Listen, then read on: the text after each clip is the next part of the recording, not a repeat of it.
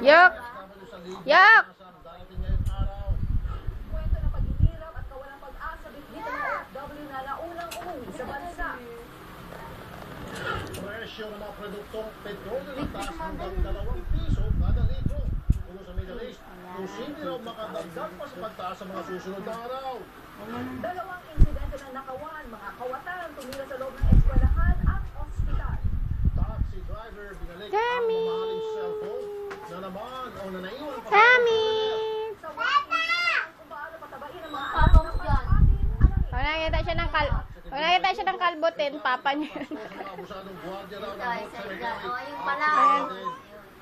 Ayan, papa mo yun ah. Kaya anong ginagamit mo? Mag-upload mobile? Hindi biro ang dinadanas ngayon ng mga Ha? kapatid nating OFW para makalabas ng bansang lupa. Alin? Bukod sa Sinabi kanina. sasakyan, Hindi ah, dyan. Sa Facebook. mga Pinoy na nagtatakang Sa ano? umuwi pabalik ng Pilipinas. Mobile ang ginamit mo? Rises na hit Hindi naman ako nag-a-upload. Ilang piraso lang ng damit ang nabitbit na may 10 OFW mula Libya na dumating sa Ninoy Aquino International Airport kagabi.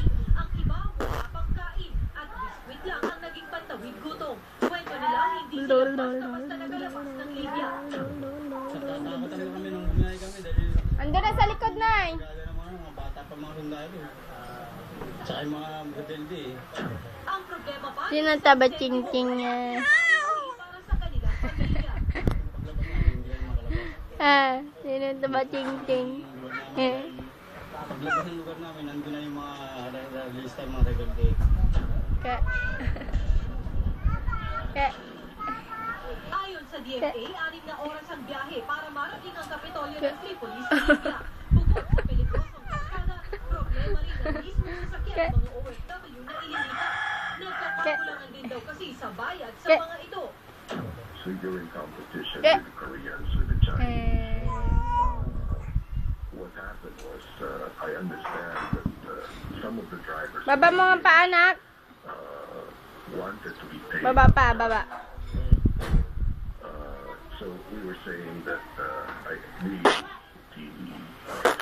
Oo nga. was we don't pay you until we get to the border. Ikaw. Bukod Hindi sa nga. huli pong Kung marunong. sa huling bilang, halos 2,000 Pinoy workers na ang nakalabas ng bansang Libya. Sa loob ng isang linggo, target ng DFA na mailikas ang may 5,000 Pinoy mula sa naturang bansa. Pero kahit ang DFA, aminagang hindi madali ang misyong ito. 2 exit point ang itinakda ng ating gobyerno para sa mga Pinoy sa Libya. Ang syudad ng Benghazi at Tripoli. Ang mga OFW sa Benghazi ililikas papuntang Egypt, habang ang mga nasa Tripoli ililikas papuntang Tunisia. Ang problema, hindi madali ang pagpunta sa 2 exit point. Iyak tiyamit, iyak. We may unnecessary harm. Civil News Watch.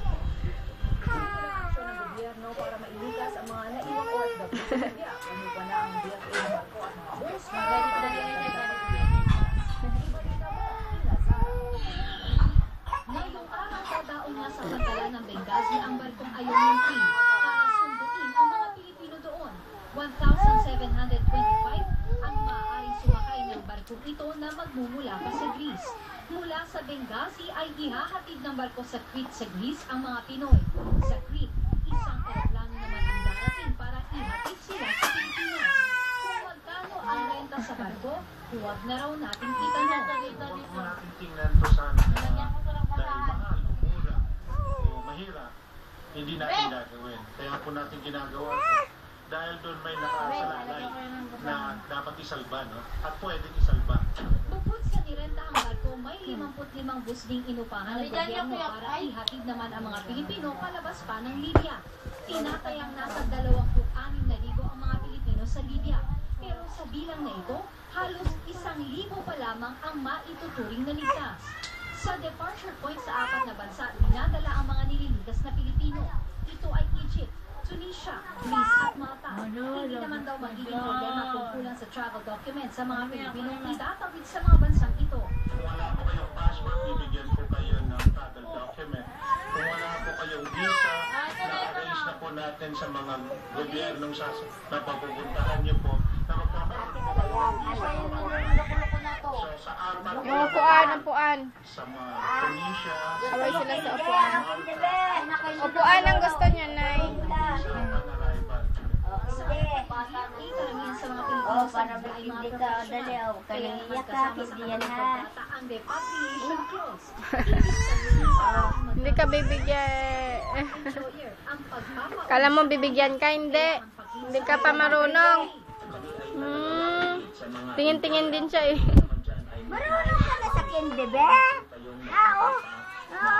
Tingnan ko nga kung marunong na hawak. Hawak na, hawak ko.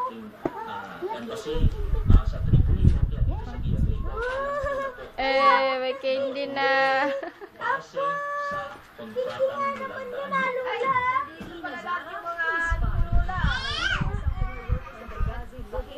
Ngi mama, ingi. Ngi mama candy, ingi. Ngi mama. Ngi mama, hingi. Ay, ingi mama. Bigay mo sa kamay ko.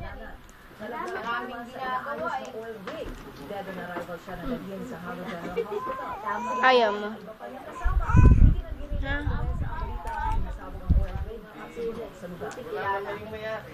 Sana. Ito oh.